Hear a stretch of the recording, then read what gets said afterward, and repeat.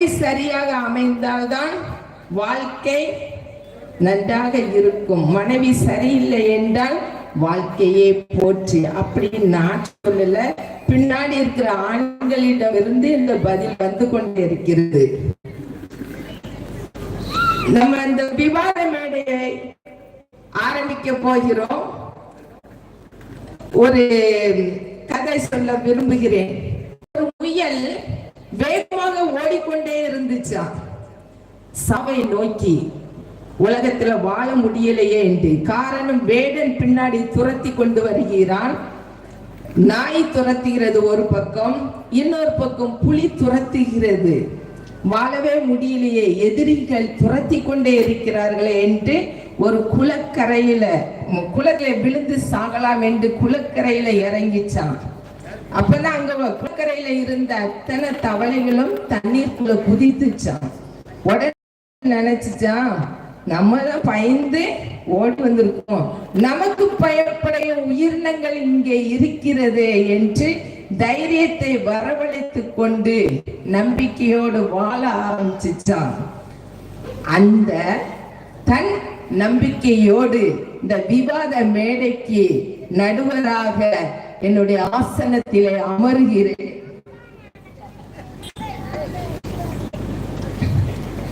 பிள்ளையானவன் நடக்க வேண்டிய வழியிலே அவனை வழி நடத்து, முதிர் வயதிலேயும் அதை விடாதிருப்பான் என்ற வசனம் நமக்கு சுட்டி காட்டுகிறது.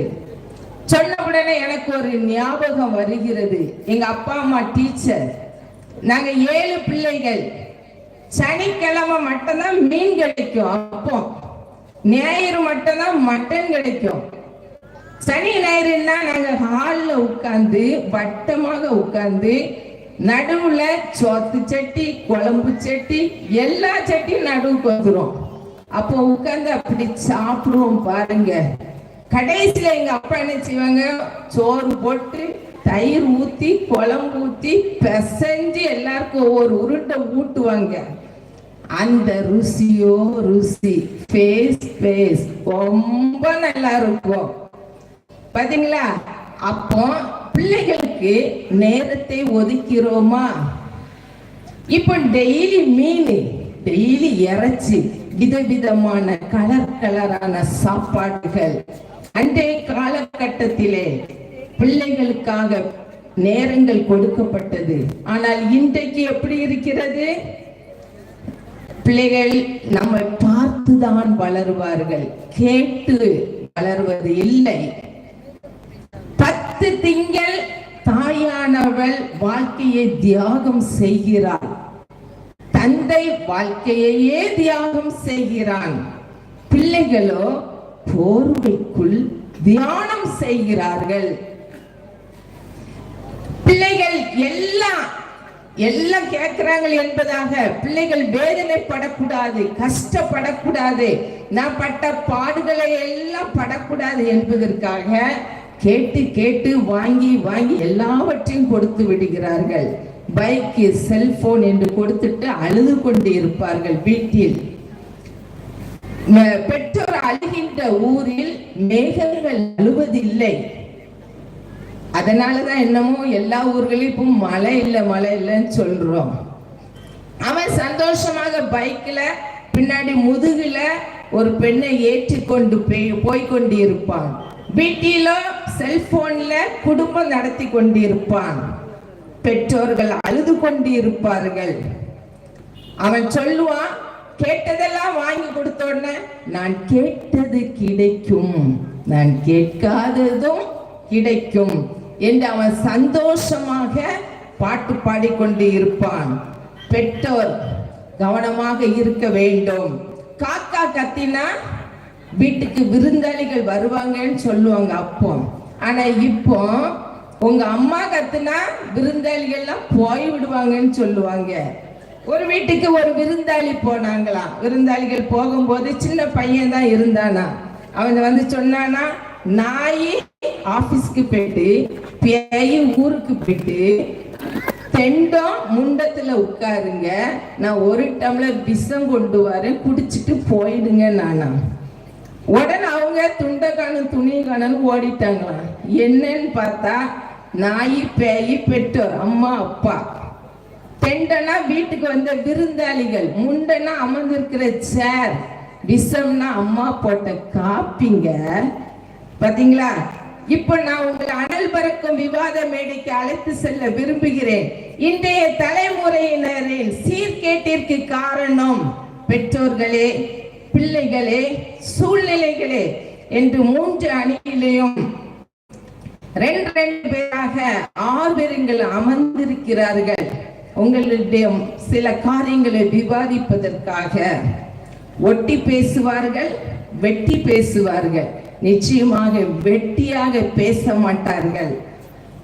தனக்குள்ளாக தன்னுடைய கருத்துக்களை தினமும் பெற்றோர், பிள்ளைகள், சூழ்நிலைகள் என எல்லாவற்றையும் தனக்குள்ளாக உள்ளடக்கி கொண்டு, எல்லாவற்றையும் உள்வாங்கி கொண்டு இன்றைக்கு வெளிவிட ஆயத்தமாக வந்திருக்கிறார்கள். இன்றைய தலைமுறையினரின் சீர்கேட்டுக்கு காரணம் பெற்றோர்களே என பேசுவதற்காக ஜாஸ்மின் அவர்கள் வருகிறார்.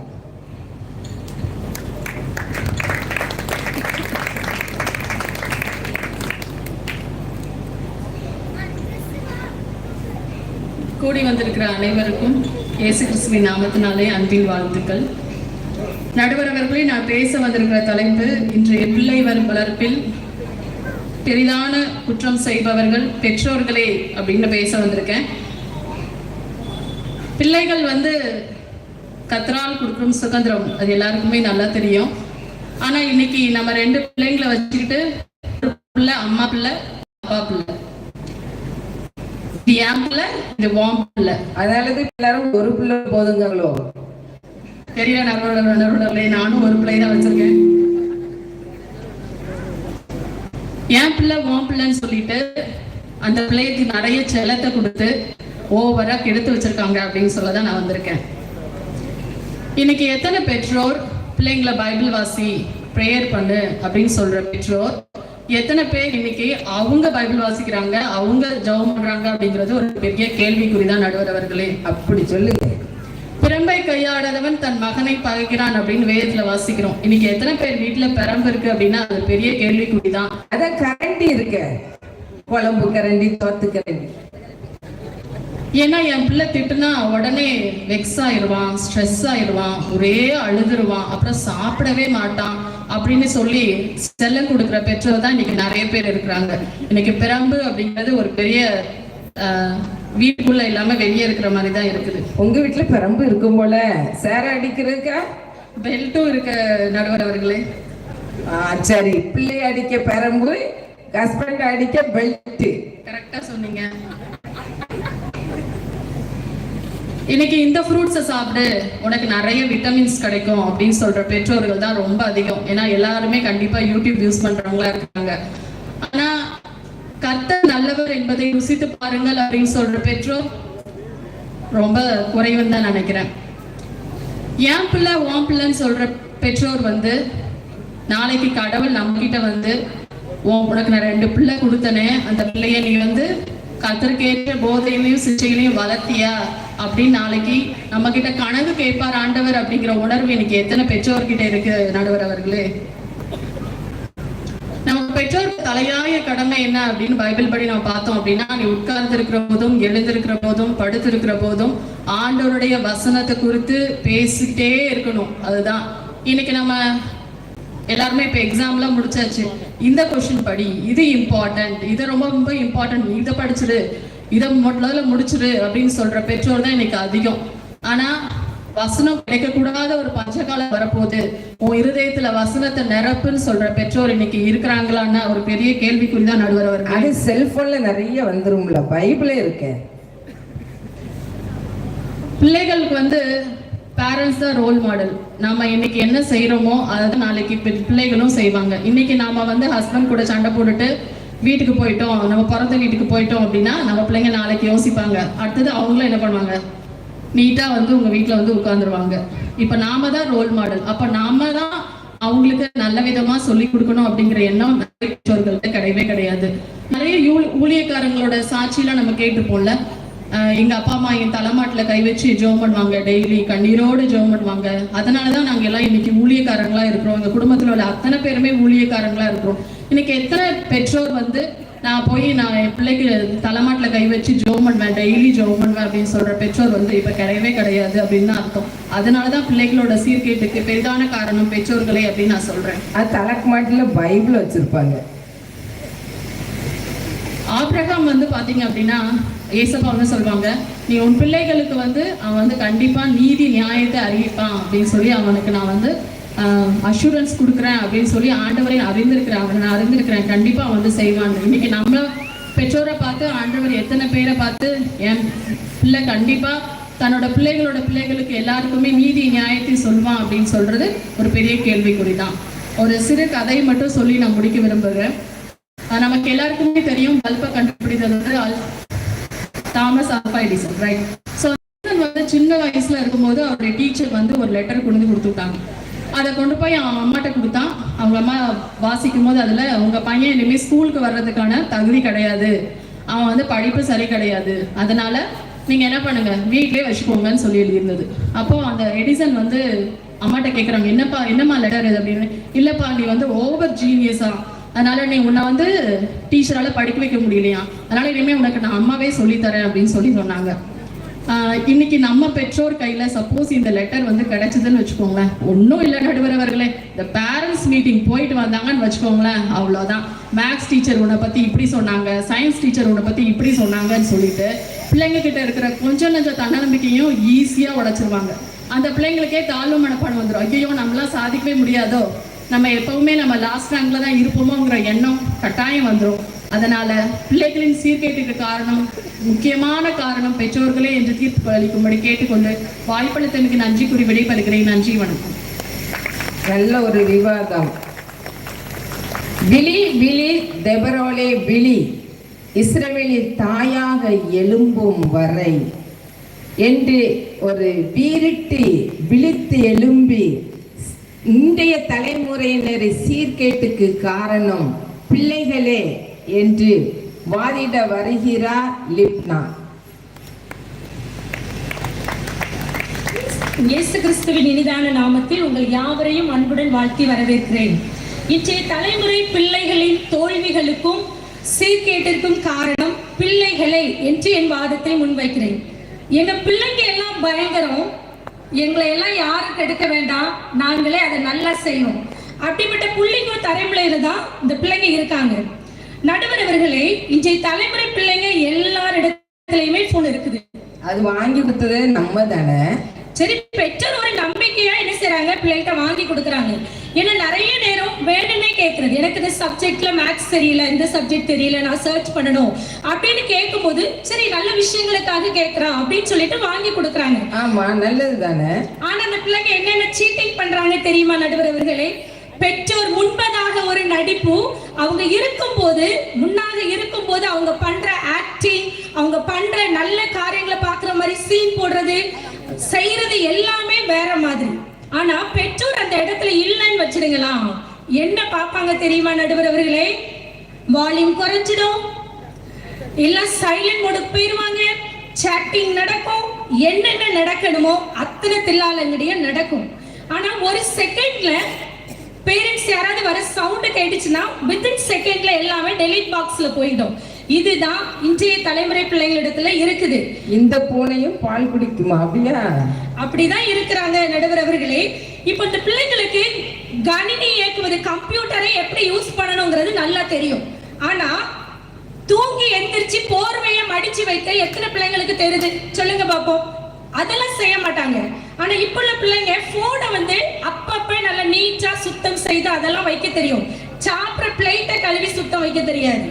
ஆனா வாட்ஸ்அப் குரூப்ல, இன்ஸ்டாகிராம்ல எல்லாம் என்ன செய்வாங்க, இன்ஸ்டாகிராம்ல எல்லாம் நல்லா சேட் பண்ணுவாங்க, நிறைய அன்பு பொழிவாங்க, ஹாய் டியர், செல்லம் அப்படின்னு நிறைய மாதிரி அப்படியே மயக்கிற மாதிரி பண்ணுவாங்க. ஆனா வீட்டுல அம்மா ஏதாவது ஒரு காரியம் சொல்லட்டுமே என்ன பேசுவாங்க தெரியுமா? எடுத்தறிஞ்சு பேசுறது.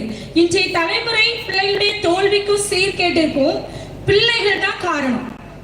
பிள்ளைங்க பெற்றோர் முன்பதாக ஒரு நடிப்பு, இல்லைன்னா நாங்க வேற மாதிரி அப்படின்னு சொல்லிட்டு இருக்கிற இந்த பிள்ளைங்க. அதே மாதிரி இந்த பிள்ளைங்க பெற்றோர்களின் வேதனையும் கஷ்டத்தையும் உணராத அந்த பிள்ளைகளிடத்துல ஆணவம் வந்து ரொம்பவே இருக்குது. பேரண்ட்ஸ் சொல்லி பாருங்களா, நம்ம 12th முடிச்சாச்சுல, இந்த கோர்ஸ் எடுத்தபடி உங்க ஃபியூச்சர் நல்லா இருக்கும் அப்படின்னு அட்வைஸ் பண்ணி பாருங்க. இந்த பிள்ளைங்க என்ன சொல்லுவாங்க தெரியுமா? மை லைஃப், இது என்னோட லைஃப், நீங்க யாரும் எங்க சூஸ் பண்றதுக்கு, நாங்க சூஸ் பண்றதை நீங்க செய்யுங்க அப்படிங்கிற தலைமுறையில தான் இந்த பிள்ளைங்க இருக்காங்க. அதான் எல்லாமே சூஸ் பண்ணிடுறாங்களே. ஆமா நடுவர் அவர்கள், நீங்க சொல்லுவது சரி. நடுவர் அவர்கள், நான் ஒரு நாள் ஸ்கூலுக்கு போயிட்டு இருக்கும் போது ஒரு வண்டியில ஒரு வாசகத்தை பார்த்தேன். அதுல என்ன எழுதியிருந்து தெரியுமா? I will advise you better, don't advise me. அப்படி ஷாக் ஆயிட்டு. நீங்க வண்டியில போனவங்க ரோட்டை பார்த்து தானே போனோம், ஏன் இன்னொரு வண்டியை பாக்கீங்க? அநேகமா நடுவர் அவர்கள் வண்டி பின்னாடி உட்கார்ந்து போவாங்கன்னு நினைக்கிறேன். அதனாலதான் முன்னாடி இருக்கிறது எதுவுமே அவங்களுக்கு தெரியல. இப்ப அப்படியே போய் பெற்றோர்கள் வந்து கஷ்டப்பட்டு சொத்தை வித்து வீட்டை வித்து கொஞ்சம் சிறுக சேமிச்சு வச்ச பணத்தை எல்லாம் போய் காலேஜ்ல அட்மிஷன் போட்டுட்டு வந்தா அடுத்த 6 மாசத்துல திரும்பி வந்து சொல்லுவான், எனக்கு செட் ஆகல. அதான் அம்மாவும் பார்க்காம இருக்க முடியல, பிள்ளைக்கு பாவம் பிடிக்கலன்னு சொல்லிட்டு வந்துடுவான். எடுத்தோ கவிழ்த்தோங்கிற மனநிலை தான் இன்றைய தலைமுறை பிள்ளைகள்கிட்ட இருக்குது. ஆனா அந்த குழந்தை மண்ணில் பிறக்கும் போது குழந்தை பிறக்கும் பொழுது அந்த அழுகிற சவுண்ட் கேட்ட உடனே பெற்றோர்கள் எல்லாம் சிரிக்கிறாங்க. சே, எனக்கு ஒரு பிள்ளை அழகான ஒரு மகன் பிறந்திருக்கான், ஒரு மகள் பிறந்திருக்கான்னு சொல்லிட்டு. ஆமா, ரொம்ப சந்தோஷம் இல்ல, கொண்டாடணுமே. கொண்டாடுறாங்கல்ல. அதன் பிறகு வாழ்க்கையில ஒவ்வொரு முறை அழும்போதும் பெற்றோர்கள் அழுகிறார்கள். அத்தகைய பெற்றோர்களை தான் இந்த ஜாஸ்மின் அக்கா வந்து குறை சொல்லிட்டு இருக்காங்க. பெற்றோர்கள் அங்க எல்லாரும் சிரிச்சிட்டுல இருக்காங்க. பெற்றோர்களுக்கு வந்து புரியுது, ஏன்னா பிள்ளைகிட்ட இந்த நேரத்துல நிறைய விஷயங்களை வந்து சொல்ல முடியல. பிள்ளை அழகா சொல்லிட்டு அவங்க சிரிக்கிறதுலயே வந்து நல்லா தெரியுது. பைபிள்ல ஒரு வசனம் இருக்கு, நீதிமொழிகள் 1:8, என் மகனே உன் தகப்பனுடைய போதனை கேள், உன் தாயின் போதகத்தை தள்ளாதே அப்படின்னு சொல்லிட்டு. இப்போ எந்த பிள்ளைங்க வீட்டுல ரிலேட்டிவ்ஸ் வந்தா, உறவினர்கள் வந்தா உட்கார்ந்து பேசுறாங்க, பெற்றோர் சொல்லி கொடுக்கறாங்கல்ல, மரியாதைக்கு நின்னுட்டே பேசுவாங்க. நீங்க வேற நின்னுட்டே தான் இருப்பாங்க நடுவர் அவர்களே, அவங்க பேச மாட்டாங்க. பேசுறதுக்கு எவ்வளவு சான்ஸ் பாருங்களேன், அவங்க பேசவே மாட்டாங்க. இப்ப பாட்டி வந்திருக்காங்க, பாட்டி நல்லா இருக்கீங்களான்னு கேட்டு பாரு, கேட்டுங்க, கொஞ்சம் பாட்டி சொல்றதை கேளுங்க, உட்கார்ந்து பேசுமா அப்படின்னு சொன்னா இந்த வயசானவங்கிட்ட எல்லாம் போய் என்னது பேசுறதுமா? ஆமா, பாட்டி ஒரு நல்ல ஆப்பிள் போன் வாங்கி கொடுத்தா பேசுவாங்க. ரொம்ப இரிட்டேஷனா இருக்குன்னு சொல்லிட்டு பிள்ளைங்க என்ன செய்வாங்கன்னா அந்த இடத்தை விட்டு தள்ளி போகிறதுலதான் விரும்புறாங்க. அப்படியே போய் சரி அவங்க கசின்ஸ்ல வராங்களா, ஒரு ரிலேட்டிவ்ஸ் வராங்களா, அந்த ஏஜ் கூட அந்த பிள்ளைங்க கூட செட் ஆகலாம், போய் உட்கார்ந்து அவங்களாவது பேசலாம். ஆனா அந்த கேங்க பேச மாட்டாங்க. ஆளுக்கு ஒரு போன் எடுத்துட்டு ஆளுக்கு ஒரு ஆங்கிள் உட்கார்ந்துக்கிட்டு போனை நோட்டிக்கிட்டு அது கூட தான் பேசிட்டு இருப்பாங்க. பேசுவதற்கு வாய்ப்புகள் ஏற்படுத்தி கொடுத்தாலும் இந்த தலைமுறை பிள்ளைங்க வந்து அதை யூஸ் பண்றது கிடையாது. ஆனா பிள்ளைகளிடத்துல வந்து இந்த பிள்ளைங்க அன்றாட வாழ்க்கையில காணப்படுகிற குறைவுகள், சந்தேகங்கள், என்னென்ன நடக்குதோ அந்த செயல்களை பெற்றோரிடம் ஷேர் பண்ணிட்டு வந்தாலே வாழ்க்கையில ஏற்படுகின்ற தவறுதலை வந்து தவிர்க்கலாம். ஆனா அந்த பிள்ளைங்க வந்து அதை விரும்ப மாட்டேங்கிறாங்க. இப்படி தான் வீட்டுல உள்ள நபர்களிடமே இந்த பழகும் தன்மை இல்லையே, இந்த பிள்ளைகள் தான் தோல்விக்கும் சீர்கேட்டுக்கும் காரணம்னு நான் சொல்றேன். இப்ப அழகான ஒரு குட்டி கதை. ஒரு கிராமத்துல ஒரு 10 வயது ஒரு குழந்தை, அந்த அவனை மிஞ்சி யாருமே ஓட்டப்பந்தயத்துல வெற்றி பெற முடியாது. அவ்வளவு ஒரு சிறந்த வீரன், ஊரை மெச்சி கொள்ற அளவுக்கு, அந்த அளவுக்கு வந்து ஓட்டப்பந்தயத்துல வெற்றி பெறுவான். பெற்றோர்கள் பாராட்டினாங்க, ரொம்ப சந்தோஷமா பாராட்டினாங்க, ரொம்ப சந்தோஷப்பட்டான். ஆனா முன் வரிசையில அவனுக்கு பிடித்த, அவனுக்கு கற்றுக் கொடுத்த ஒரு ஆசிரியர் உட்கார்ந்திருந்தார். ஆனா அவருடைய ஃபேஸ்ல எந்த ஒரு எக்ஸ்பிரஷனும் இல்ல. இவன் என்ன செஞ்சுட்டா இவனுக்கு தாங்க முடியல. போய் ஆசிரியரிடம் போய் கேட்கிறான், சார் நீங்க ஊரே என்ன பாராட்டுது, உன்னை விட யாரு சிறந்த வீரன் சொல்றாங்க, அப்படி யாருமே இல்லைன்னு சொல்றாங்க. you are the fastest runner சொல்றாங்க. இப்படியே போனா நீ ஒலிம்பிக் போயிருவான்னு சொல்றாங்க. நீங்க ஏன் இப்ப என்ன பாராட்டலையே ஏன்னு சொல்லும்போது ஆசிரியர் என்ன சொன்னார் தெரியுமா? இந்த உலகம் பார்க்கிற விதமாய் நான் உன்னை பார்க்கவில்லை, உனக்கென்று நான் ஒரு வாழ்க்கை ஓட்டம் என்கிற ஒரு பந்தயம் நான் என்ன செய்யறேன் வைப்பேன், நீ அதுல வெற்றி பெற்றா உண்மையிலே நான் பாராட்டுவேன்னு சொல்லிட்டு அந்த சார் சொல்றாங்க. ஆசிரியர்கள் சரியானதை தானே சொல்லுவாங்க. வாழ்க்கை பாடம் வந்து ரொம்ப முக்கியம் இல்ல. உடனே என்ன சொல்றாரு அந்த ஆசிரியர், அந்த ஊர்ல மிக தளர்ந்த வயதான ஒரு நபரை கூட்டி கொண்டு வராரு. கண்ணு தெரியாத ஒரு பெண்மணியும் 2 பேரையும் லெஃப்ட் அண்ட் ரைட்ல விட்டுட்டு நீங்க இவர்களுடைய கரங்களை பிடித்து கொண்டுதான் என்ன செய்யணும், ஓடி வெற்றி பெறணும் அப்படின்னு சொன்ன உடனே போட்டி ஆரம்பமாகுது. இவனும் ஓடுறான். இவன் ஏற்கனவே வெற்றி பெறணும், தான் மட்டும்தான் இந்த வாழ்க்கையில வெற்றி பெறணும் அப்படிப்பட்ட சிந்தனை இருந்ததுனால அந்த கைகளை விட்டு விட்டு என்ன செஞ்சுட்டான், கோட்டை தொட்டுட்டான். ஆனால் இவ்வளவு நாளும் ஊரே மெச்சி கொண்டது, you are the fastest runner, நீ ஒலிம்பிக் போயிருவ, ஒன்ன மாதிரி சிறந்த வீரன் இல்ல அப்படின்னு சொல்லிட்டு பாராட்டின அந்த கைகள் இப்ப யாருமே கை தட்டல. ரொம்ப அமைதியா இருக்கு. இவனுக்கு ஷாக் ஆயிட்டு, என்னடா நேர கோபமா சாட்ட போற ஆசிரியர்கிட்ட போய் எனக்கு எதிரா என்ன சதி பண்ணுனீங்க, என்ன சூழ்ச்சி பண்ணுனீங்க, இவ்வளவு நாள் இந்த ஊர் என்ன மெச்சு கொண்டதே, உன்னை விட சிறந்த வீரன் இல்லைன்னு சொன்னதே அப்படின்னு சொன்ன உடனே நான் என்ன சொன்னேன், வாழ்க்கை ஓட்டம் சொன்னலக்கா, 2 பேருடைய அந்த முதியோர்களுடைய கைகளை பிடித்து கொண்டு தானே நீ ஓட வேணும் அப்படின்னு சொன்ன உடனே மறுபடியும் அந்த போட்டி ஆரம்பிச்சு வச்சாங்க. அதுல மறுபடியும் அவன் என்ன செஞ்சான், அந்த முதியோருடைய கைகளை பிடித்து கொண்டு அங்க ஸ்டார்ட்னு சொன்ன உடனே ஒரு ஸ்டெப் அப்படி ஃபார்வர்டு வேகமா வைக்கிறான். திடீர்னு ஒரு செகண்ட் தன்னை சுதாரித்து கொண்டு பின்னா பார்க்கிறான். அந்த வயதானவர்களால இவனுக்கு ஈக்குவலா என்ன செய்ய முடியல, அடி எடுத்து வைக்க முடியல, கொஞ்சம் மெதுவா வைக்கிறாங்க. இவன் உடனே என்ன செய்யறான், அவர்களுக்கு ஈக்குவலாக தன்னை ஈடுபடுத்தி கொண்டு அவருடைய கரங்களை பிடித்து அந்த வெற்றி கோட்டையை தொட்டான். இவ்வளவு நாளும் 5 நிமிடத்தில் கடந்தவன், திரும்பி பார்த்தவுடன் வெற்றி கண்டவன், இப்பொழுது 50 நிமிடம் ஆகிறது, வெற்றி கோட்டையை பெற்றான். இப்போ முன்பை விட அந்த ஊர்ல உள்ள அத்தனை பேர்களும் பயங்கரமா கிளாப்ஸ் கொடுத்தாங்க, அப்ரிசியேஷன் கொடுத்தாங்க. இவனுக்கு ரொம்ப சந்தோஷம். இப்ப ஆசிரியரும் அவனை பாராட்டுறாரு. இப்ப ஆசிரியர் என்ன சொன்னார் தெரியுமா, வாழ்க்கை ஓட்டம் என்பது நீ மட்டும் ஓடுவது அல்ல, உன் கூட இருக்கிறவர்களையும் என்ன செய்யணும், சேர்த்து கொண்டு ஜெயிக்க வைப்பதுதான் உண்மையான வெற்றி அப்படின்னு சொன்னாராம். இப்ப நீ சாதிக்கணும் என்று நீ நினைப்பது தவறல்ல. நீ ஒரு ஆசிரியராகவோ ஒரு மருத்துவராகவோ இல்லை என்றால் ஒரு வங்கி மேலாளர் அதிகாரியாகவோ ஆகுவதற்கு முன்பாக நீ மனிதனாக இரு, மனித நேயத்துடன் இரு. நீ அப்படி இருந்தீன்னா உன்னுடைய சாதனை உண்மையிலே உன்னுடைய வாழ்க்கையிலே ஒரு வெற்றியுள்ளதாக இருக்கும். ஆனா நடுவர் அவர்களே, இன்றைய தலைமுறை பிள்ளைகள் இடத்துல இந்த ஹியூமனிட்டி, இப்போ ஜெனரேஷன் பிள்ளைங்க யாருக்கிட்டையுமே இந்த ஹியூமனிட்டிங்கிறது ஒண்ணு இல்லவே இல்லைன்னு தான் நான் சொல்றேன். வாய்ப்புக்கு நன்றி, நல்லதொரு தீர்ப்பை வழங்குமாறு அன்புடன் கேட்டுக்கொள்கிறேன். நன்றி, வணக்கம். நல்ல ஒரு நேயத்தை சுட்டி காட்டின கதை ரொம்ப சூப்பர், அருமையானது. சூழ்நிலை இன்றைய தலைமுறையினரின் சீர்கேட்டிற்கு காரணம் சூழ்நிலையே என சூழ்நிலைக்கு பயந்து 3 சிங்கங்களை கூட்டுல அடைச்சு போட்டுட்டு சூழ்நிலை தான் காரணம் என விவாதிக்க வருகிறார் லலிதா அவர்கள்.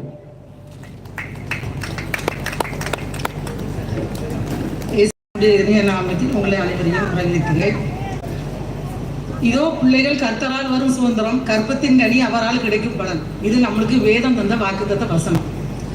எந்த குழந்தையும் நல்ல குழந்தை தான் மண்ணில் பிறக்கையிலே, அவர்கள் நல்லவராவதும் தீயவராவதும் அன்னை வளர்ப்பதில்லை. எந்த ஒரு தாயும் தகப்பனும் தன் பிள்ளைகளை கெட்டவர்களாக வளர்க்க ஆசைப்பட மாட்டார்கள். சூழ்நிலை அவர்களை மாற்றி விடுகிறது. இதற்கு தாய் தகப்பனோ பிள்ளைகளோ ஒரு நாளும் பொறுப்பாளியாக முடியாது. அந்த காலத்துல தகப்பன் வேலைக்கு போவான், தாய் வீட்டில் இருந்து குழந்தைகள் அனைத்தையும் பார்த்து கொள்வார். ஆனால் இந்த காலத்துல தாயும் தகப்பனும் வேலை செய்தால்தான் வீட்டில் அனைவருக்கும் சாப்பாடு என்ற கட்டாய சூழ்நிலையில் உள்ளோம். இது பல குழந்தைகளின் வாழ்வில் தவறான பாதிக்கு எடுத்து சென்று விடுகிறது. கட்டாய சூழ்நிலை 3 ஆம்பளை பிள்ளைங்களுக்கு 3 வேலை பார்க்குற பிள்ளை எடுக்கணும்னு இப்பவே தீர்மானிச்சாச்சு போல.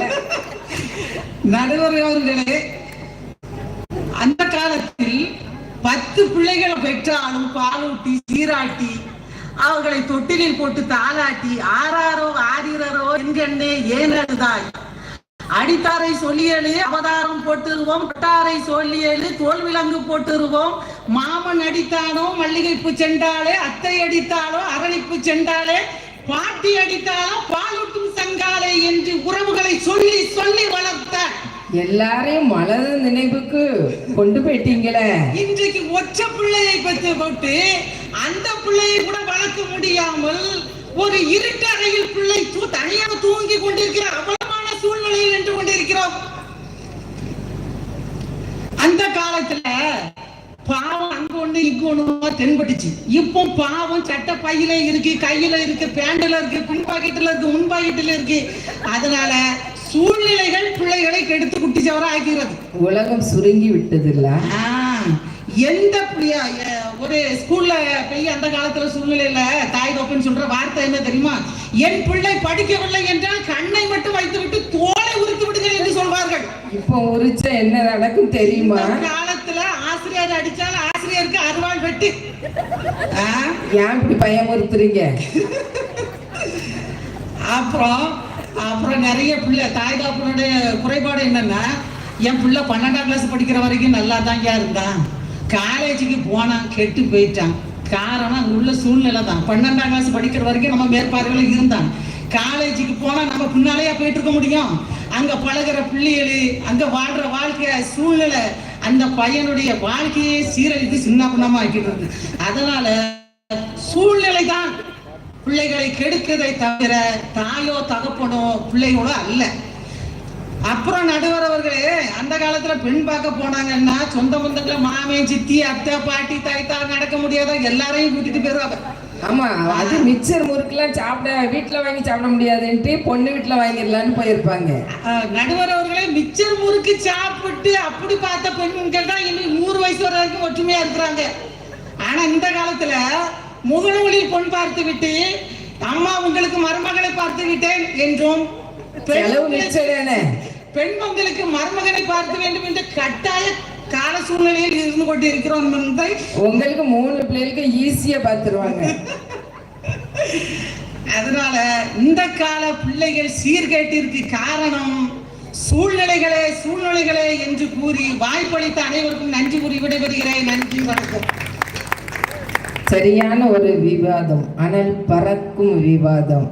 அதற்கு சாட்டையடியாக தினமும் கணினியை தட்டி தட்டி நிறைய கருத்துக்களை அப்படியே தூக்கி கருத்துக்களை என்ன செய்யலான்னு பார்த்துட்டே இருந்துட்டு அதை ஒரு பூ மாலையாக உங்கள் முன்னாடி வீச வருகிறார் செல்வகுமார் அவர்கள்.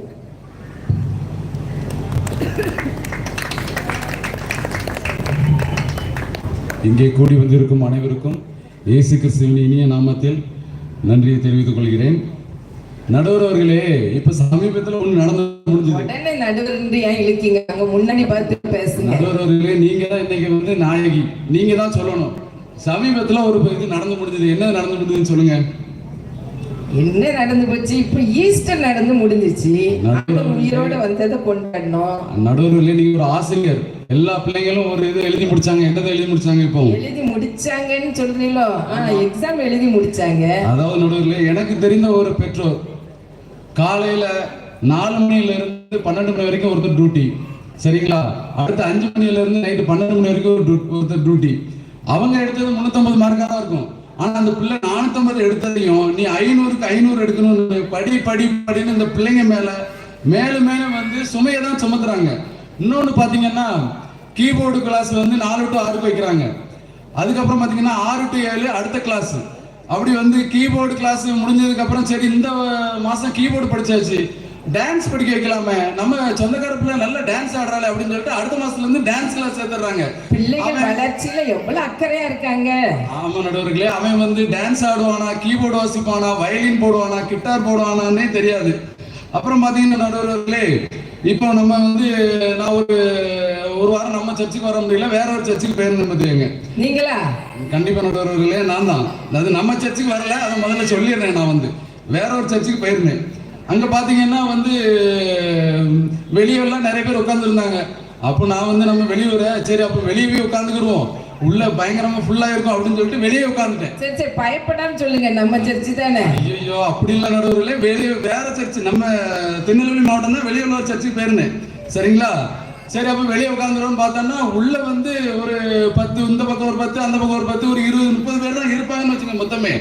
இங்க பாத்தீங்கன்னா வெளியே சரி அப்ப நம்ம வெளியே உட்கார்ந்துருக்கேன். எல்லாரும் பாத்தீங்கன்னா திடீர்னு பார்த்தா எப்படி தலையை குனிஞ்சே இருக்காங்க. என்னடா ஐயா பிரேயர் பிரசங்கம் பண்ணிட்டு இருக்காங்க, இங்க பிரேயர் பண்ணிட்டு இருக்காங்களேன்னு பார்த்தா சரி நம்ம எந்திச்சு பாட்டு படிக்கிறப்ப லைட்டா எந்திரிப்போன்னு பார்த்தோன்னா எல்லாரும் கையிலேயும் செல் இருக்கு, மேக்ஸிமம் செல்ல வச்சிருக்காங்க. நீங்க எதுக்கு வெளியே இருந்தீங்க? அதான் நடுவர்களே சொல்லிட்டேனே உங்கள்கிட்ட, நான் வந்து வெளியூர் ஒரு சர்ச்சுக்கு போயிருந்தேன் அப்படின்னு சொல்லி இவ்வளவு விளக்கமா போனாலும் சர்ச்சுக்குள்ள தானே போனோம். அப்படி நடுவர்களே, வெளியூர் சர்ச்சு தான், நம்ம சர்ச்சு கிடையாது, நீங்க நல்லா புரிஞ்சுக்கங்க. அப்போ வெளியே உட்கார்ந்துருந்தா எல்லாரோட குனிஞ்சிட்டு இருந்தேன்னு சொல்லிட்டு ஏற்கனவே அப்படி பார்த்தா பிறகு வந்து பாத்தீங்கன்னா திடீர்னு எல்லாரும் குனிஞ்சு செல்லை பார்த்துட்டு இருக்காங்க. இப்படி இருந்தா என்ன நடுவர்களே, அதாவது வந்து ஏசப்பா வந்து பார்ப்பாங்க, சரி செல்ல பார்க்க தான் வந்திருக்காங்க, நம்மளை பார்க்க வரல, நம்ம வேலையை பார்ப்போன்னு யாரு ஒழுங்கா இருக்காங்களோ அவங்களுக்கு ஆசீர்வாதத்தை வழங்கிட்டு போய்கிட்டே இருப்பாங்க. இப்போ பாத்தீங்கன்னா சின்ன குழந்தைங்களை கூட்டு வராங்க, அவங்க வெளியே உட்காரலாம், அவங்க என்ன ஆகுன்னா காலில் ஒரு ஷூவை போட்டு வந்துடுறாங்க, அது கீச்சு கீச்சு கீச்சுன்னு போகுது. அந்த கீச்சு சத்தம் நமக்கு தெரியணுமா, அந்த பிள்ளைக்கு தெரியுமா நடுவர்களே, குழந்தைக்கு தெரியுமா, நமக்கு தெரியுமா? எல்லாரும் நல்லா கேட்டுக்கோங்க, உங்களுக்கு தான் சொல்றாங்க. இது நம்ம சர்ச்சு கிடையாது, மறுபடியும் சொல்லிக்கிறேன், இது நம்ம சர்ச்சு கிடையாது. சர்ச்சு இல்லட்டாலும் மக்களுக்காக சொல்றீங்க நடுவர்களே. அந்த குழந்தைக்கு தெரியாது, நமக்கு தான் தெரியணும். பெற்றோராகிய நமக்கு தான் தெரியணும் நம்ம பிள்ளைகளை எப்படி வளர்க்கணும், மற்றவங்களுக்கு தொந்தரவு பண்ணக்கூடாது. அந்த ஷூவை கலட்டி வச்சுட்டு திருப்பி போறப்போ ஒரு கீச் கீச் கீச் போட்டு போகலாம், அது நல்லா இருக்கும். அப்புறம் பாத்தீங்கன்னா நடுவர்களே, இப்ப சொல்றாங்க, இப்போ வந்து அக்கா சொன்னாங்க, பாட்டி சங்காலே அடிச்சாலோ அவங்க அரளிப்பூவால வெளுத்தாலோ அப்படின்னு என்னென்னமோ பேசிட்டு இருந்தாங்க. அந்த பாடல் உங்களுக்கு தெரியல பாத்தீங்களா? தாய்க்கு தான் தெரியும். அது எனக்கு தெரியாது. ஏன்னா வந்து இப்ப யாரு அவங்க பாட்டியை விடுறா, அம்மா விடுறா, யாரு இங்க வாரா, முதல்ல அதை சொல்லுங்க. இங்க வந்தாலே வந்து என்னென்ன பிரச்சனை வரும்னு உங்களுக்கு தெரியாது, ஒண்ணுமே கிடையாது.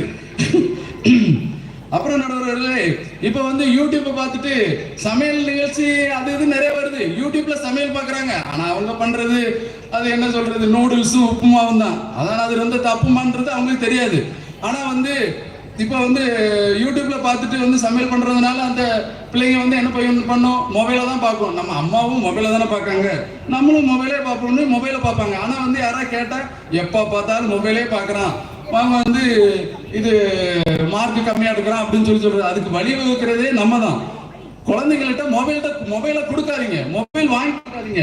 அவங்களா சம்பாதிச்சு வாங்குறாங்க, நீங்க தான் வாங்கி கொடுக்குறீங்க. அப்போ வந்து அது பெற்றோர்கள் தானே காரணம் நடுவர்களே.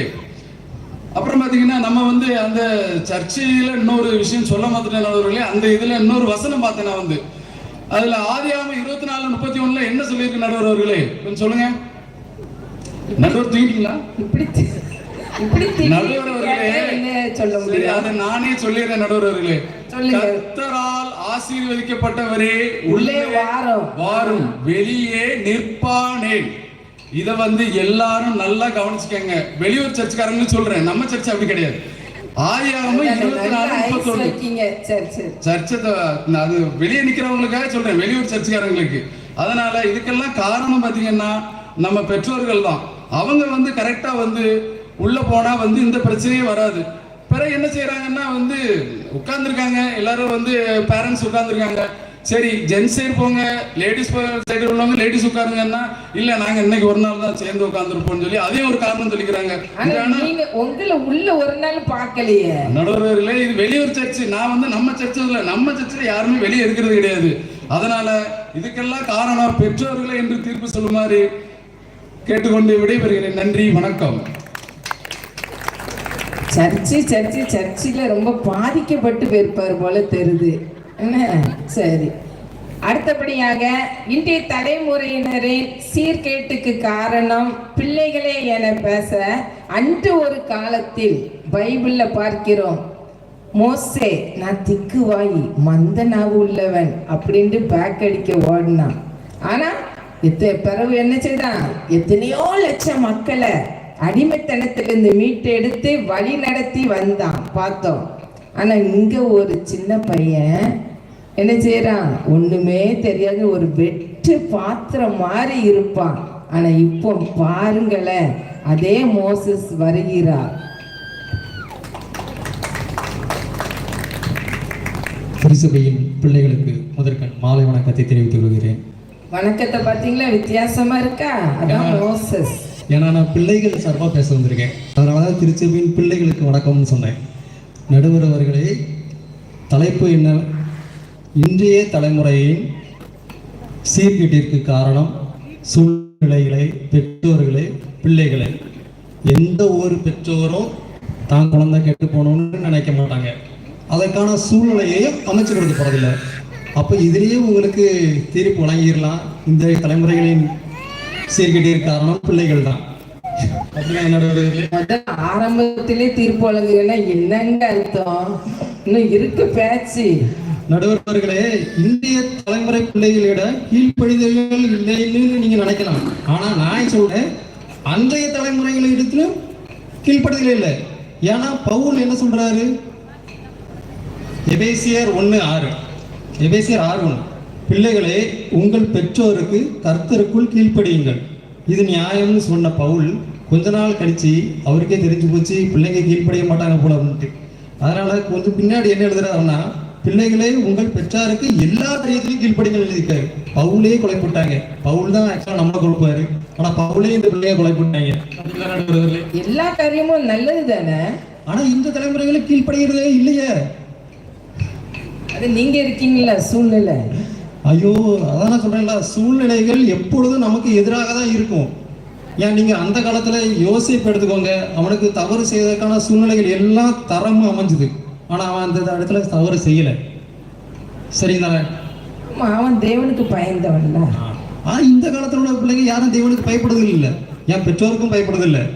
இப்போ இந்த காலத்துல உள்ள தலைமுறையினரோட ஹேர் ஸ்டைலை பார்த்துருக்கீங்களா? நடுவர்களே, லாரியில வைக்கோல் ஏற்றிட்டு போறதை பார்த்துருக்கீங்களா? நல்லா பார்த்துருக்கேன். அந்த லாரியோட பாடி இவ்வளவுதான் இருக்கும். ஆனா அந்த வைக்கோல் அப்படியே வெளியே வந்து அப்படி இப்படி இருக்கும். அந்த மாதிரி இருக்கு எங்க பிள்ளைங்களோட ஹேர் ஸ்டைல். அதனால இன்னைக்கு நல்லா நீங்க கட் பண்ணிட்டு வந்துட்டீங்க போல இருக்கு. நடுவர்களே, நீங்க இந்த காலத்து பிள்ளைங்களை திருத்தணும்னு நினைக்கவே முடியாது. அவன் திருந்தவே மாட்டான். திருந்துற மாதிரி நடிப்பான், அவ்வளவுதான். அவனா நல்லா பேசுங்க. பிள்ளைகள் நிறைய பேர் இருக்காங்க, வெளியே போகணும்டா. அவங்களுக்காக தான் நான் பேசிட்டு இருக்கேன்.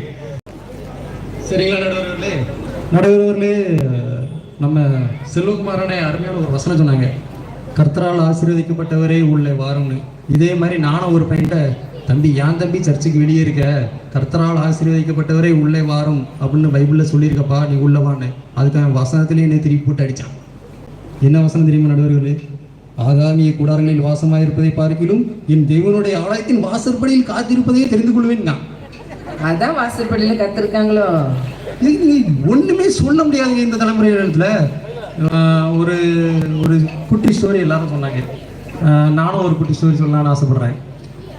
ஒரு அப்பா வந்து தன்னோட மேனேஜர்கிட்ட பேசிட்டு இருந்தார், ஃபோன் பேசிட்டு இருந்தாரு. ஆனால் அதுக்கு முன்னாடி அந்த பையனை போட்டு அடி அடிச்சிருக்காரு. அவன் பார்த்துட்டே இருந்தான். இன்னைக்கு அப்பாவை பழி வாங்கணும்னு முடிவு பண்ணிட்டான். அப்பா ஃபோன் பேசிட்டு வச்சாரு. நேராக போனான், ரேடியோவில் அமுக்குனான். ஹலோ அப்படின்னா அந்த பகுதியிலேருந்து மேனேஜர் ஹலோ அப்படின்னாரு. ஒரு குட்டி பையன் தான் பேசுகிறான்னு மேனேஜருக்கு தெரிஞ்சு போச்சு. உடனே யார் பேசுறதுப்பா அப்படின்னு மேனேஜர் பேசினார். உடனே உங்கள் வீட்டில் ஃப்ரிட்ஜ் இருக்கா அப்படின்னு கேட்டான். இருக்குப்பா அப்படின்னாரு. நல்லா ஓடுதா அப்படின்னு கேட்டான். நல்லாவே ஓடுதுப்பா. ஓடிற போது பிடிச்சி வச்சுக்கோ அப்படின்னு சொல்லி வச்சுட்டான். மேனேஜர் அப்பாவை வேலையை விட்டு தூக்கிட்டாரு. அங்க பத்தி பேசுங்க, பயமா இருக்கு எனக்கு.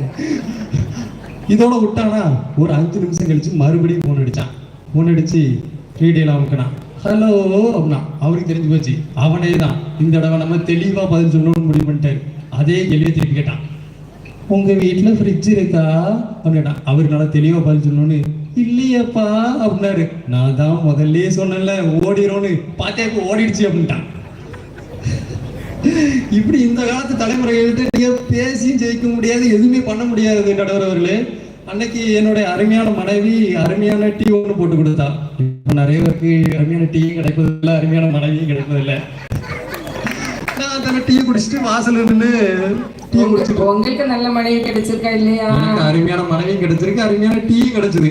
உங்க கணவருக்கு எப்படி டீ கிடைக்குன்னு எனக்கு தெரியாது. நடுவர்களே, நான் டீ குடிச்சிட்டு இருந்தேன். அப்போ வந்து 2 குட்டி பசங்க ஷோல்டர் பேக் போட்டு நடந்து போயிட்டு இருக்காங்க.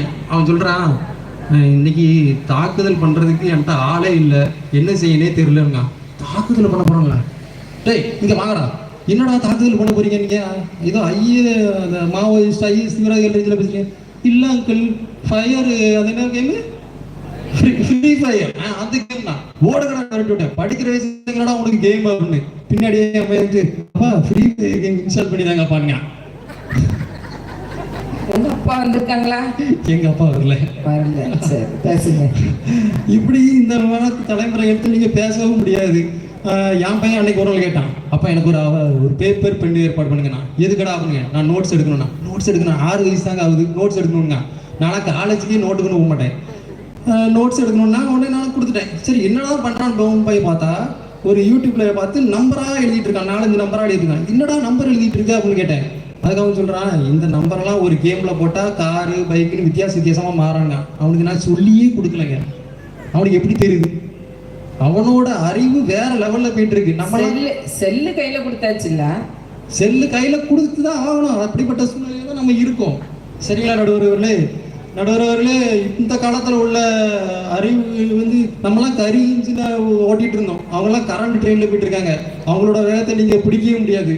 அதனால நடுவர்களே, இந்திய தலைமுறைகளின் சீர்கேட்டிற்கு காரணம் பிள்ளைகள் தான். சரியான தீர்ப்பை வழங்குமாறு தாழ்வுடன் கேட்டுக்கொள்கிறேன். வாய்ப்புக்கு நன்றி கூறி விடைபெறுகிறேன். நன்றி, வணக்கம். அடுத்து இந்திய தலைமுறையினரின் சீர்கேட்டுக்கு காரணம் சூழ்நிலைகளே என பேச வருகிறார். அவர் கடையில எல்லா ஜாமான்களையும் தான் கொடுக்கணும். எந்த ஆள் வந்தாலும் என்ன செய்யணும்? ஜாமான் கேட்டா அந்த பொருட்களை கொடுத்துட்டு போக வேண்டியதானே. அவர் பெற்றோர் என்ன செய்யறாங்க, பிள்ளைகள் என்ன எப்படிப்பட்ட சூழ்நிலைக்குள்ளாக இருக்கிறாங்கன்ட்டு அப்படி வாட்ச் பண்ணிட்டு இப்ப அதை உங்க எல்லாருக்கும் பொருட்களாக தரப்போகிறார். ஆண்டவராகிய இயேசு கிறிஸ்துவின் நாமத்தில் அனைவருக்கும் வாழ்த்துதலையும் வணக்கங்களையும் தெரிவித்துக் கொண்டு என் தரப்பு விவாதத்தை தொடர்கிறேன். நடுவர் அவர்களே, இந்த பிள்ளைகளின் ஒரு குரூப்பு, நடுவர் நீங்களே என்ன பயமா இருக்கு, பிள்ளைகளின் ஒரு குரூப்பு, பெற்றோர்களின் ஒரு குரூப்பு கம்பு சுத்த வந்திருக்காங்க. எதுக்குன்னு தெரியல, சுத்தி நடக்கிறத பாக்குறாங்களா இல்லைன்னே தெரியல. நடுவர் அவர்களே, ஒரு பிள்ளையினுடைய பாயிண்ட் ஆஃப் வியூல இதை பார்க்கணும், சூழ்நிலையை நம்ம எட்டி பார்க்கணும். காலையில எழும்பணும்னா எவ்வளவு வேலை இருக்குது அவனுக்கு. மொபைல்ல கேம் விளாடணும், கம்ப்யூட்டர்ல கேம் விளாடணும், சோசியல் மீடியா பாருங்களேன், ஃபேஸ்புக்ல ஸ்டோரி பார்க்கணும், வாட்ஸ்அப்ல ஸ்டேட்டஸ் பார்க்கணும், அப்புறம் பாத்தீங்கன்னா இன்ஸ்டால டெய்லி ரீல்ஸ் பார்க்கணும். ரீல்ஸ் பார்த்தா மட்டும் போதாது, ரீல்ஸ் போடணும். இது பாத்தீங்க அப்படின்னா அப்படியே மாடிப்படியில் அப்படியே ஏறி வர்ற மாதிரி ரீல்ஸ் போடணும், அப்படியே ஜிம்ல புஷ்அப் எடுக்கிற மாதிரி ரீல்ஸ் போடணும். சொல்றீங்களே ஒண்ணுமே புரியலையே, நீங்க சரியா பாக்குறது இல்ல. இன்ஸ்டா இன்னையில இருந்து பார்க்க ஆரம்பிங்க நடுவர்களே. அப்படி பாத்தீங்கன்னா கார்ல இருந்து இறங்கி அப்படி வேஸ்டி அப்படி மடிச்சு கட்டுற மாதிரி ஒரு ரீல்ஸ் போடணும். அப்படின்னா தான் அந்த உலகம் மதிக்கும். நடுவர்களே பாத்தீங்கன்னா எங்களுக்கு இந்த மாதிரி பரபரப்பான உலகத்துல இருந்துகிட்டு இருக்கோம். நாங்க பாத்தீங்க அப்படின்னா இதை ஸ்னாப்சாட்ல ஒரு போட்டோ வேற போடணும், யூடியூப்ல 10 வீடியோ பார்க்கணும். இதை தாண்டி வாரம் பாத்தீங்கன்னா ஓடிடில ஹாட்ஸ்டார்ல பாத்தீங்கன்னா ஒரு படம் பார்க்கணும், புது படம். நீங்களாம் லைன்ல போய் நின்று அந்த காலத்துல டூரிங் டாக்கீஸ்ல கஷ்டப்பட்டு படம் பார்த்திருப்பீங்க. பாத்தீங்கன்னா லாகின் பண்ணீங்கன்னா படம் பார்த்துடலாம் நடுவர்களே. இவ்வளவு ஒரு பரபரப்பான உலகத்துல இருக்கும்.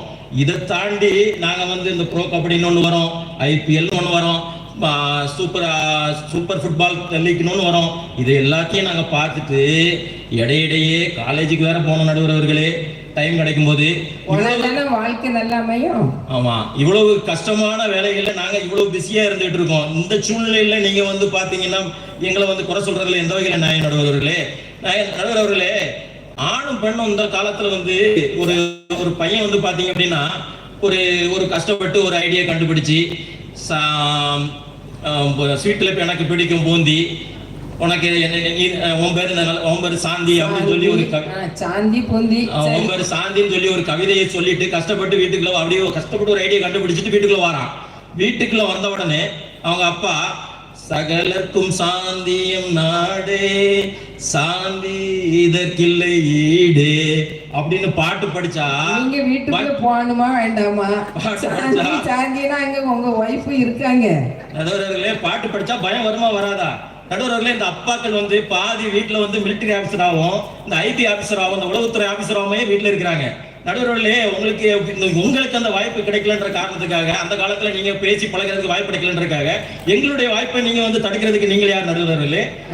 நடுவர்களே, ஏதோ கொஞ்சம் வயிறு எரிஞ்சு அப்படி ஒரு கரிஞ்ச வாடை அடிக்குது, ஒன்னும் பிரச்சனை இல்லையே உங்களுக்கு?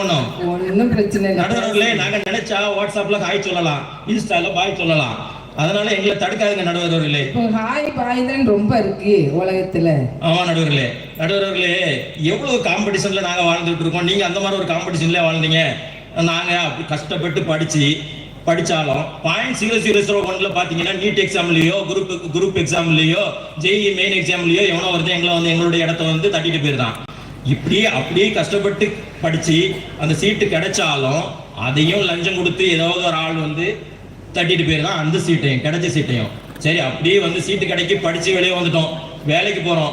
வேலைக்கு போனா ஒரு நாங்க பாக்குற அதே வேலையை 300 ரூபாய்க்கு பாக்குறோம் அப்படின்னு சொல்லி ராஜஸ்தான்ல இருந்து ஒரு குரூப் கொண்டு வந்துருது. இதை தாண்டி 100 ரூபாய்க்கு பாக்குறோம் அப்படின்னு சொல்லி அவங்க சித்தப்பா வர கிளம்பி வந்துட்டு இருக்காரு. நாங்க எப்படி நடுவர் அவர்களே இந்த மனுஷங்களோட போட்டி போடுறது ரொம்ப கஷ்டமா இருக்கு. நடுவர் அவர்களே நாங்க வந்து இப்படி மனுஷன் கூட போட்டி போடுறதே இவ்வளவு கஷ்டமா இருக்கு நடுவர் அவர்களே. அப்போ பாத்தீங்கன்னா நாங்க வந்து இடத்துல ஏஐ டெக்னாலஜில ரோபோட் எல்லாம் வருதான், எப்படி சமாளிக்க நடுவர்களே? அது ரொம்ப ஈஸியா இருக்கும், சமாளிக்க முடியாத நடுவர்களே. அதனால பேசாம போத்திட்டு படுத்து தூங்கிடலாம் இருக்கும் நடுவர்களே. எல்லாரும் விரும்புறாங்க நடுவர்களே. இந்த ஜெனரேஷன் கேப் அப்படின்றது தெரியாமலே இந்த 2 டீம் வந்து பேசிட்டு இருக்கு நடுவர்களே. இதுக்கு முன்னால பாத்தீங்கன்னா 10 வருஷம் ஜெனரேஷன் கேப்னு சொல்லுவாங்க, இப்ப 25 வருஷம் ஜெனரேஷன் கேப் ஆயிட்டு நடுவர்களே. அந்த பிள்ளைகள் பேசுறத பாத்தீங்க அப்படின்னா அந்த பாஷைகள் ஒன்றும் புரியாது. கேமிங் விளையாடுற அந்த டேம்ஸ் ஒன்றும் நமக்கு புரியாது. அவன் ஹாலிவுட் படங்களை பார்த்துட்டு பேசுறது ஒன்றும் நமக்கு புரியாது. அவன் கம்ப்யூட்டர்ல பேசுற பாஷைகள் சாஸ்ன்றான், டிஜிட்டல்ன்றான், கிளவுட் கம்ப்யூட்டிங்ன்றான், அப்படி எல்லாம் அவன் பேசுற எந்த வார்த்தையும் நமக்கு பேச மாட்டேங்கான் நடுவர் அவர்களே. அவன் அதை நம்ம கேட்டு அவன் ஏதாவது நம்மகிட்ட கொஸ்டினை கேட்டு நாம அதுக்கு ஆன்சர் பண்ணாம போய் அவன் இது கூட தெரியாதான்னு சொல்லி கேட்டுருவானு பயந்து ஒவ்வொரு நோட்டையும் கழிக்க வேண்டியிருக்கு நடுவர் அவர்களே.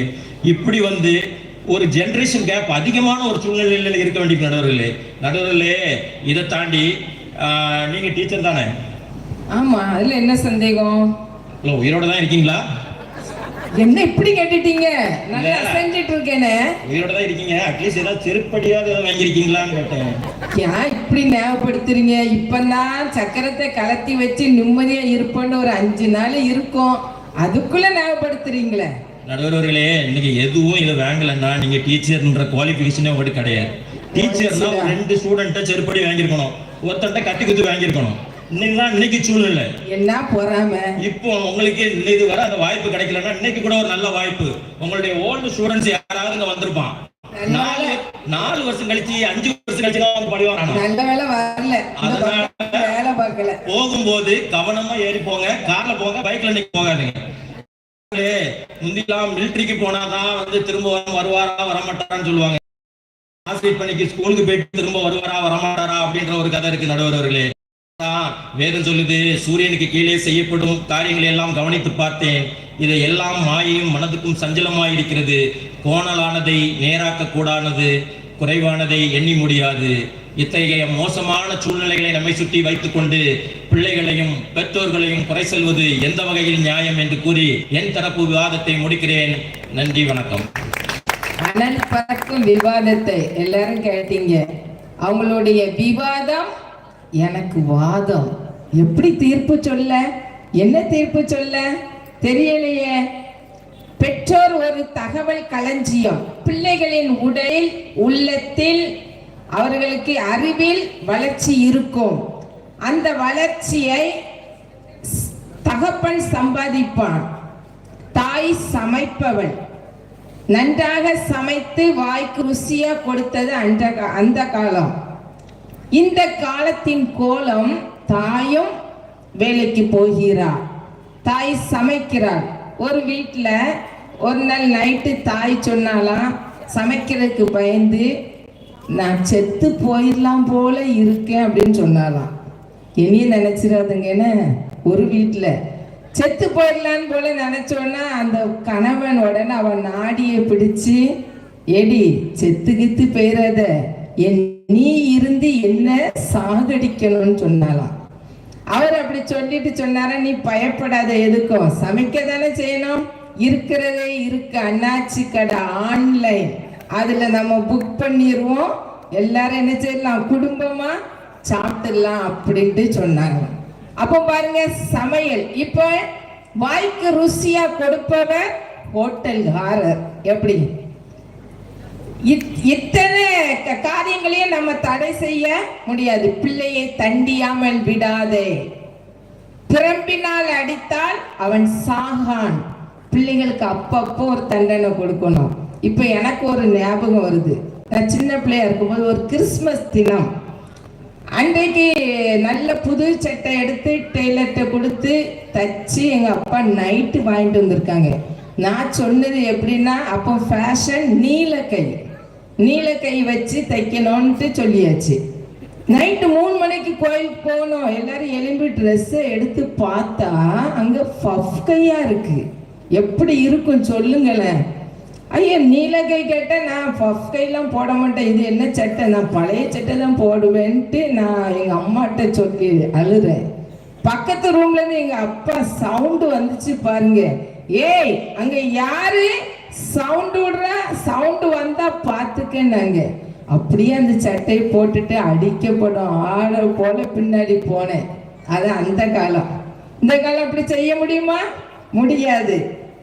இப்படி இருக்கும்போது இப்ப எப்படி நடக்குதுன்னா, நீ முன்னாலே போ, சால் இல்லாமல் போ, நான் பின்னால சால் இல்லாமல் வாரேன். முன்னாடி சால் இல்லாம போவ தாயி, பின்னாடி சால் இல்லாம பிள்ளை வர்ற அப்படி காலம் ஆயிடுச்சு. நமக்கு பைபிள்ல சிம்சோன் கதை எல்லாருக்குமே நன்றாக தெரியும்.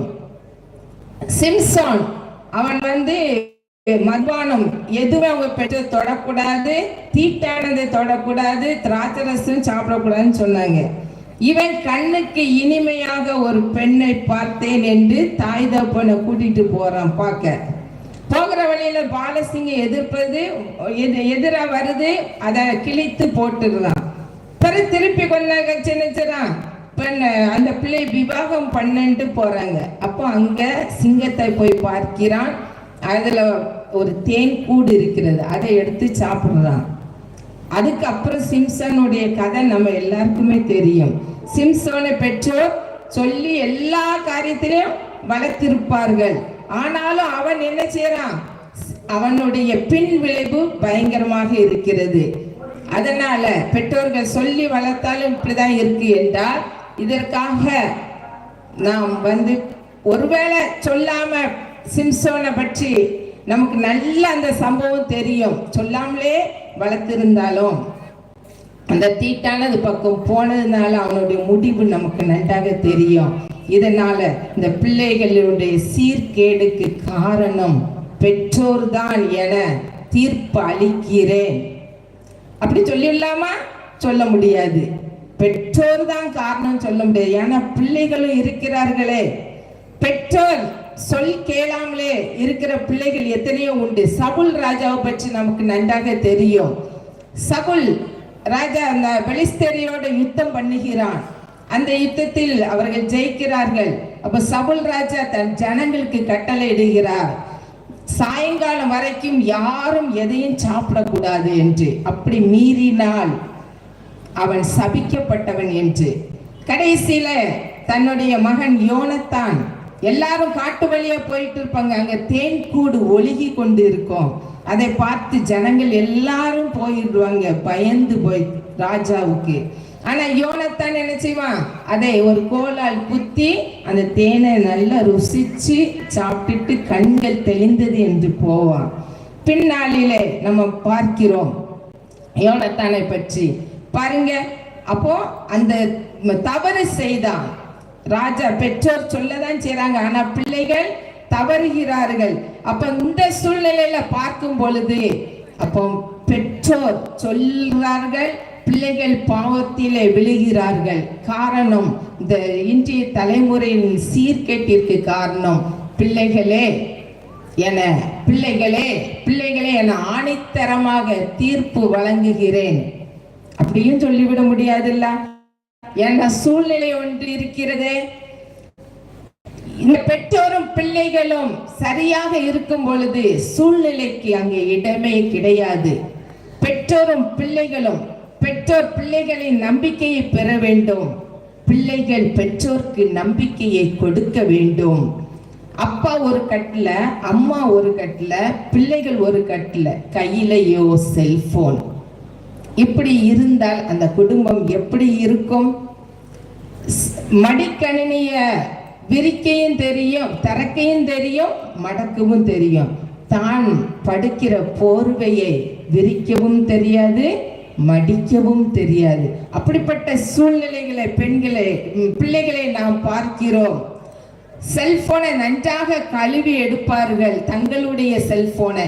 ஆனா பெற்றோர் பைக்கு காரை கழுவ சொன்னா அவர்களுக்கு தெரியாது. உங்கள் கையில் ஒரு ஆயுதத்தை தந்துவிட்டு போக விரும்புகிறேன். கர்த்தருக்கு பயப்படுகிறவர்களுக்கு திட நம்பிக்கை உண்டு, அவர்களுடைய பிள்ளைகளுக்கும் அடைக்கலம் கிடைக்கும். கர்த்தருக்கு பயப்படுகிறவர்களுக்கு திட நம்பிக்கை உண்டு, அவர்களுடைய பிள்ளைகளுக்கு அடைக்கலம் உண்டு என்று வேதத்தில் நம்ம வாசிக்கிறோம். பெற்றோர்களே, உங்கள் பிள்ளைகளின் நம்பிக்கையை பெறுங்கள். பிள்ளைகளே, உங்கள் பெற்றோருக்கு நம்பிக்கையை கொடுங்கள்.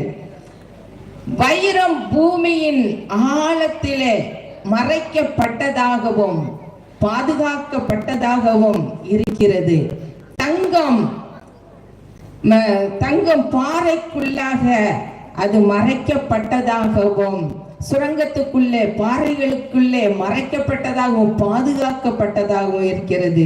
முத்து கடலின் ஆழத்திலே சிப்பிக்குள்ளாக பாதுகாக்கப்பட்டதாகவும் மறைக்கப்பட்டதாகவும் இருக்கிறது. அந்த பொக்கிஷங்களை கர்த்தர் நமக்கு தந்த பொக்கிஷம் பிள்ளைகள், கர்த்தர் தந்த சுதந்திரம். அந்த பொக்கிஷத்தை பாதுகாப்பது நம்மளுடைய கையிலே இருக்கிறது.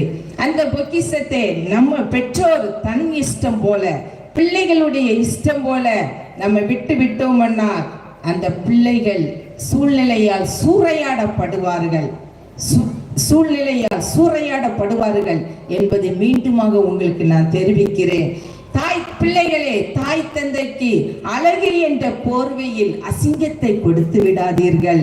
நாகரிகம் என்ற போர்வையில் நாய்களுக்கு எலும்பு துண்டாகி விடாதீர்கள். போட்டால் அவைகள் உங்களை பீறி போடும்.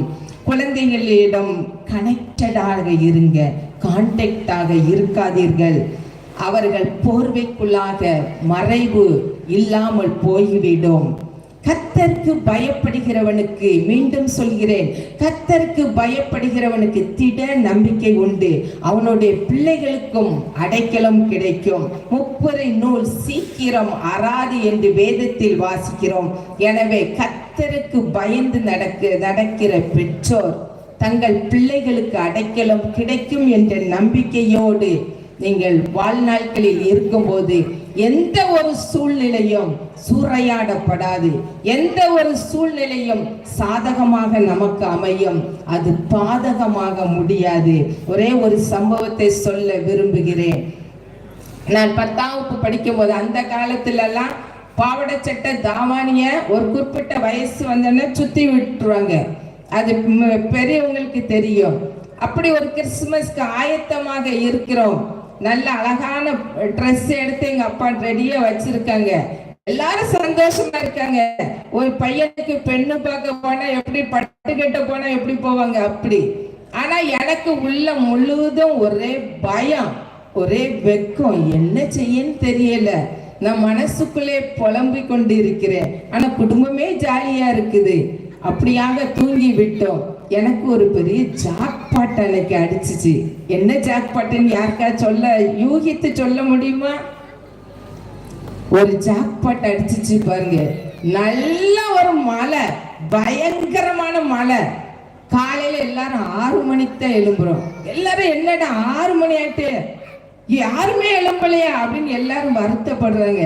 எனக்கு ஒரு சந்தோஷமா இருந்துச்சு. எனக்கு என்ன ஆச்சு, சூழ்நிலை எனக்கு சாதகமாக மாறிச்சு.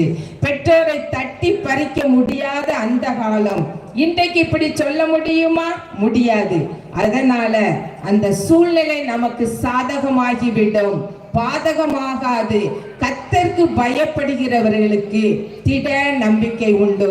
மீண்டும் சொல்கிறேன், கர்த்தருக்கு பயப்படுகிறவர்களுக்கு திட நம்பிக்கை உண்டு, அவர்களுடைய பிள்ளைகளுக்கும் அடைக்கலம் கிடைக்கும். இந்த வார்த்தையை நமது மனதில் நிறுத்துவோமானால் எந்த சூழ்நிலைக்கும் இடம் இருக்காது என்று நான் இதை ஆணித்தரமாக என்னுடைய தீர்ப்பை உங்களுக்கு உறுதியாக இறுதியாக சொல்லிக் கொள்ளுகிறேன். கர்த்தருக்கு பயப்படுகிறவர்களுக்கு திட நம்பிக்கை உண்டு, அதை சூழ்நிலைக்கு இடமே இல்லை. நன்றி, வணக்கம்.